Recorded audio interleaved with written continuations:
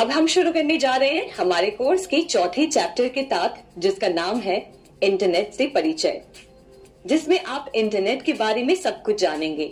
Internet क्या है, कैसे काम करता है और भी बहुत कुछ। कभी ना कभी आपको ये सवाल तो जरूर आता होगा कि ये जो इंटरनेट है, जो पूरी दुनिया को एक साथ जोड़े रखा है, आखिर ये काम कैसे करता है। आप, मैं, हम सब जो इंटरनेट के साथ एक साथ कनेक्टेड हैं, उसके पीछे का आखिर सिस्टम क्या है। चलिए इंटरनेट को कुछ इंटरेस्टिंग तरीके से समझते हैं। सोचिए कि इंटरनेट एक बड़ी मकड़ी का जाला यानी कि एक स्पाइडर वेब की तरह है, जिसमें दुनिया भर के लोग, डिवाइसेस और जो अनगिनत इंफॉर्मेशन है वो एक सर्वर के साथ कनेक्टेड है। और इन्हीं कनेक्शंस के अंदर हम सारी एक्टिविटीज परफॉर्म कर पा रहे हैं, चाहे वो ऑनलाइन पढ़ाई करना हो, किसी को मैसेज करना हो, घर बैठे ऑनलाइन शॉपिंग करनी हो, या घर बैठे कहीं की भी जानकारी आप अपने फोन पर देखना चाहते हैं, वो सब इस स्पाइडर वेब के अंदर किया जाता है। और इसके साथ इंटरनेट एक सर्वर क्लाइंट मॉडल पर काम करता है। इसे समझने के लिए आप इमेजिन करिए कि आप अपने दोस्त से कुछ पूछ रहे हैं। कोई टॉपिक है जिसकी जानकारी आप उससे पूछना चाहते हैं, तो यहाँ पर आप क्लाइंट की भूमिका निभाते हैं, और जिस दोस्त से आप सवाल पूछ रहे हैं वो एक सर्वर की भूमिका निभाता है। और ऐसे ही इंटरनेट के केस में भी होता है। आप क्लाइंट होते हैं जो इंटरनेट से सवाल पूछते हैं, और इंटरनेट सर्वर की भूमिका निभाकर आपकी रिक्वेस्ट को जिप कर सही जगह पर पहुंचाता है, और आपने जो इंफॉर्मेशन रिक्वेस्ट की थी वो आप तक वापस लेकर आता है। तो यहाँ हमने क्या सीखा? हमने सीखा कि कैसे इंटरनेट सिस्टम एक क्लाइंट और सर्वर मॉडल पर काम करता है।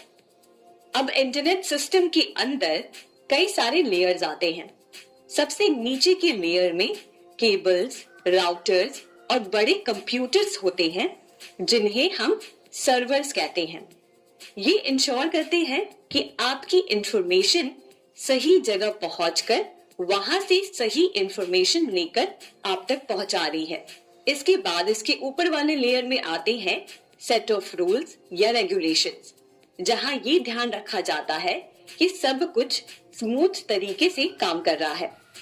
एक तरह से जैसे रोड पर ट्रैफिक साइंस और सिग्नल्स होते हैं, वैसे ही इंटरनेट सिस्टम के अंदर कुछ प्रोटोकॉल्स और स्टैंडर्ड्स तय किए जाते हैं, जो इंफॉर्मेशन को बताते हैं कि सही तरीके से कैसे आगे बढ़ना है।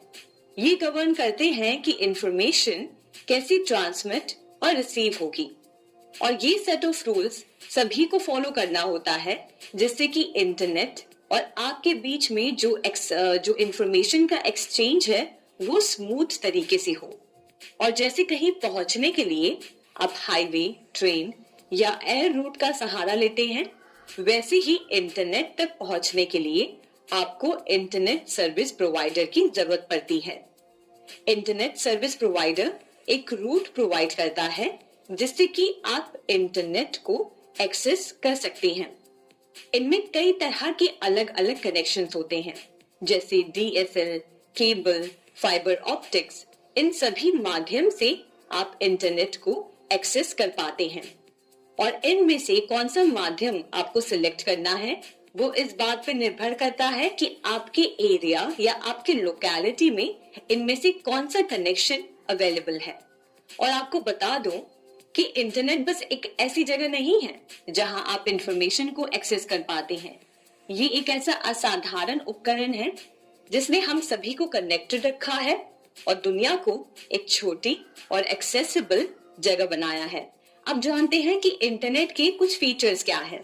सबसे पहले network of networks. Internet network of networks के अंदर आता है, यानी कि सबसे पहले ये आपके लोकल एरिया के इंटरनेट से कनेक्टेड है। उसके बाद आप देखें तो वर्ल्ड के नेटवर्क से वो कनेक्टेड है। तो इसी तरह से इंटरनेट के अंदर जितने भी नेटवर्क्स हैं वो आपस में कनेक्टेड है। इंटरनेट का दूसरा फीचर है प्रोटोकॉल्स। इंटरनेट एक सेट ऑफ प्रोटोकॉल्स पे चलता है, यानी कि जिसे हम नाम के जरिए जानते हैं इंटरनेट प्रोटोकॉल सूट। उसमें सारे जो प्रोटोकॉल्स हैं पहले से सेट है, जिसके जरिए इंटरनेट पे आप इंफॉर्मेशन रिसीव करते हैं और शेयर करते हैं।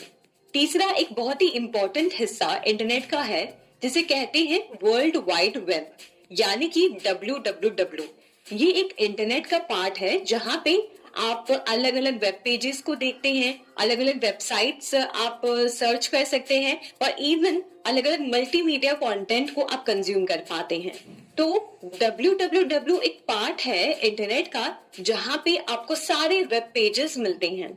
फिर इंटरनेट की बाकी फीचर्स की बात करें तो कम्युनिकेशन को पॉसिबल करने में इंटरनेट का बहुत बड़ा रोल है। उसके बाद अगर हम बात करें एंटरटेनमेंट की, तो आप जानते हैं कि इंटरनेट पे आप हर तरह की मूवीज, सॉन्ग्स या हर तरह की बुक्स या एजुकेशनल कंटेंट को आप देख पाते हैं।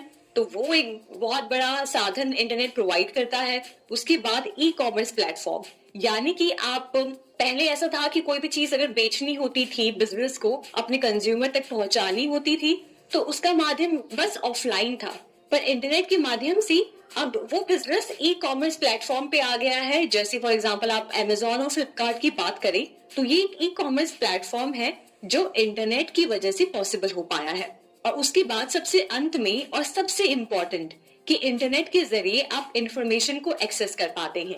घर बैठे आप दुनिया की हर जो भी घटनाएं हो रही हैं या दुनिया भर में जो भी एक्टिविटीज चल रही हैं, आप अपने फोन में हमेशा देख सकते हैं, हमेशा उन्हें एक्सेस कर सकते हैं, उनके बारे में और डिटेल जानकारी जान सकते हैं।